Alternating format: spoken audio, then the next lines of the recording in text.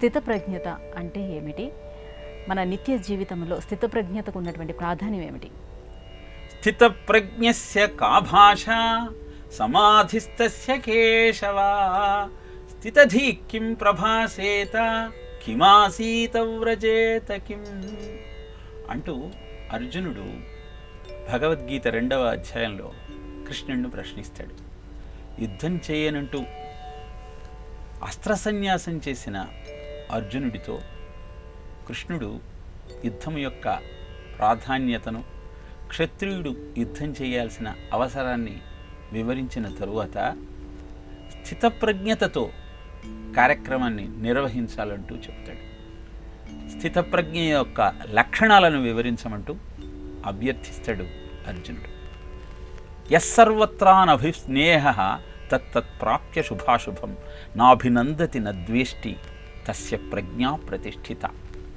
ఎవరైతే అందరితో సుహృద్భావంతో సంచరిస్తూ ఒకరిని అభినందించటము, ఒకరిని ద్వేషించటము అన్నటువంటి ఆలోచన లేకుండా అంతటా సమభావంతో ఉండగలుగుతారు, వాళ్ళు వారి మానసిక ప్రశాంతతను ఎప్పుడూ దూరం చేసుకోరు. మన జీవితం అంతా రాగద్వేషాలతో నడుస్తుంది. ఇష్టప్రాప్తి, అనిష్ట వినాశనం. అంటే అనుకున్నది రావాలి, వద్దనుకున్నది దూరంగా పోవాలి. ఎప్పుడైతే మన ఘర్షణ అంతా వీటి చుట్టూ నడుస్తూ ఉంటుందో అప్పుడు తరచూ మనం సంయమనాన్ని కోల్పోతూ ఉంటాం. ఆపూర్యమాణమచల ప్రతిష్టం సముద్రమాప ప్రవిశంతి దివ్యత్ తత్తత్ కామాయాం ప్రవిశంతి సర్వే సశాంతిమాప్నోతి నకామకామి.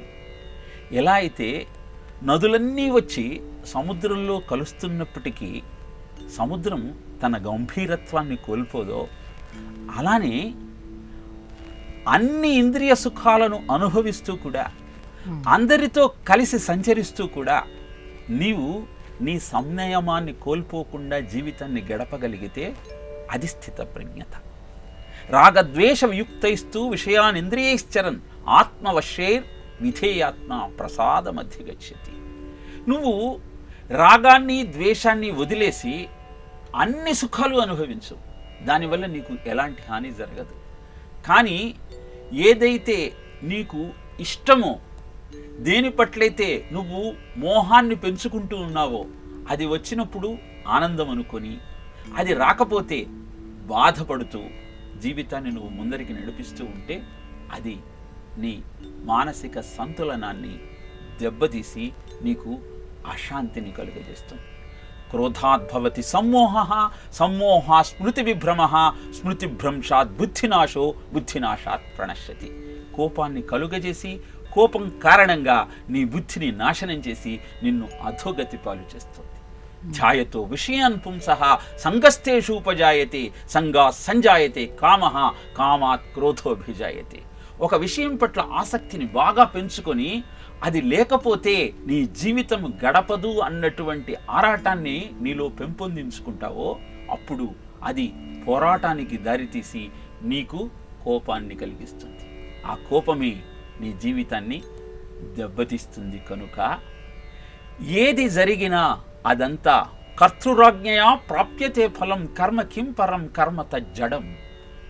ఏది జరిగినా అంతా భగవత్ నిర్ణయమే, ఏదీ అదృచ్ఛికం కాదు అన్న బలమైన విశ్వాసం నీలో ఉన్నప్పుడు ఏది జరిగినా ఆయన లీలగా నీకు తోస్తుంది తప్పితే దాని వలన నిన్ను నువ్వు కష్టపెట్టుకునేటువంటి పరిస్థితి ఏనాడు ఉత్పన్నం కాదు.